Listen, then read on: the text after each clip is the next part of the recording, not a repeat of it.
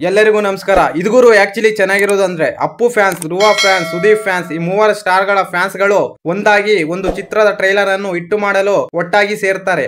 ಇದಕ್ಕಿಂತ ಆನಂದ ಬೇರೊಂದು ಇಲ್ಲ. ಸಿನಿಮಾ ನೋಡಕ್ಕೆ ಜನ ಥಿಯೇಟರ್ ಗೆ ಬರುತ್ತಿಲ್ಲ ಎಂಬ ಅಪವಾದವಿತ್ತು. ಕನ್ನಡ ಚಿತ್ರರಂಗ ಕಷ್ಟದಿಲ್ಲ ಇದೆ ಅಂತ ಕೆಲವು ದಿನಗಳ ಹಿಂದೆ ಜಗ್ಗೇಶ್ ಅವರು ಕಣ್ಣೀರು ಹಾಕಿದರು. ಆದ್ರೆ ಈಗ ಜನರು ಮಾರ್ಟಿನ್ ಟ್ರೈಲರ್ ನೋಡುವುದಕ್ಕೆ ಚಿತ್ರಮಂದಿರದ ಮುಂದೆ ನಿಂತುಕೊಳ್ಳುವುದಕ್ಕೂ ಜಾಗ ಇಲ್ಲದೆ ಜನ ಮುಗಿಬಿದ್ದಿರುವ ದೃಶ್ಯಗಳು ಕಂಡು ಪರಮಾನಂದವಾಯಿತು. ಆಕ್ಷನ್ ಪ್ರಿನ್ಸ್ ಧ್ರುವ ಸರ್ಜಾ ನಟನೆಯ ಪ್ಯಾನ್ ಇಂಡಿಯಾ ಮೂವಿ ಮಾರ್ಟಿನ್ ಹಲವು ಭಾಷೆಗಳಲ್ಲಿ ರಿಲೀಸ್ ಆಗಿದ್ದು, ಈ ಟ್ರೈಲರ್ ಗೆ ಧ್ರುವ ಸರ್ಜಾ ಅಭಿಮಾನಿಗಳು ಹಾಗೂ ಎಲ್ಲಾ ನಟರ ಫ್ಯಾನ್ಸ್ ಗಳು ಮುಗಿಬಿದ್ದು ಈ ಸಿನಿಮಾದ ಟ್ರೈಲರ್ ನೋಡಿದ್ದಾರೆ.